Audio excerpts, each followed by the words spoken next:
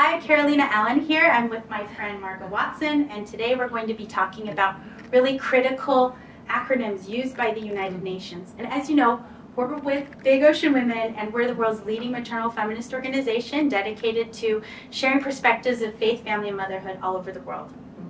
So acronyms can really be confusing, and they may seem really awesome and not a problem until you really delve into the meaning of them. So you want us to explain SRHR? Yeah, SRHR stands for Sexual, Reproductive, and Healthcare Rights.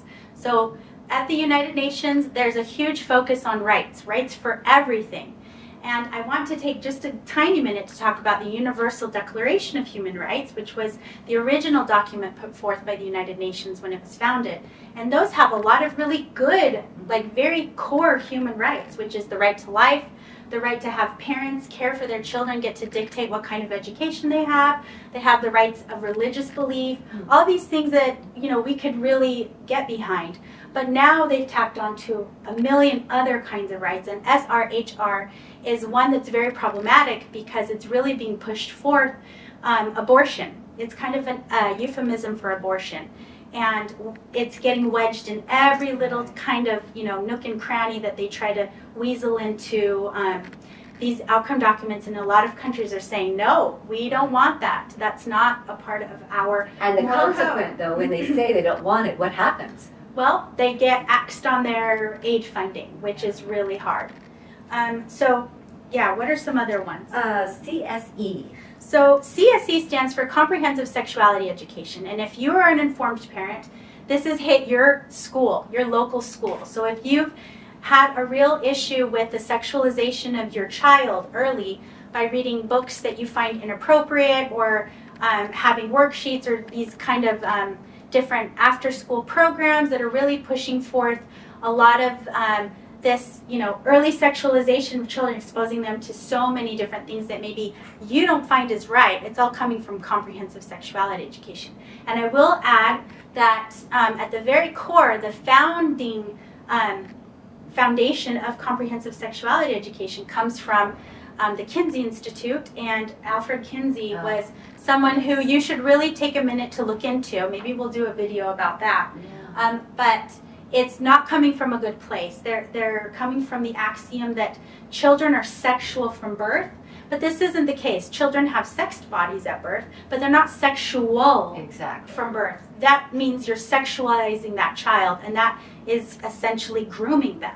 And so as parents, we really need to watch out for comprehensive sexuality education. And it's being called Education Plus now. We recently went and we heard Education Plus.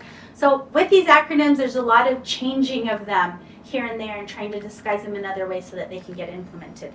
I like what you said, disguising them. So you have to be really aware of those acronyms. Okay, so the next one is SOGI. So SOGI, we call it SOGI, and it's Sexual Orientation and Gender Identity.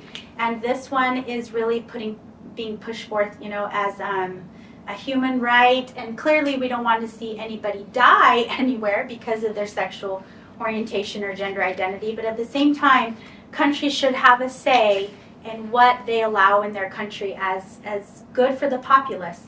So in many African countries, LGBTQI plus kinds of programs and initiatives don't coincide with their cultural values, and we should be supportive of that, and that we're finding has really been a tricky issue.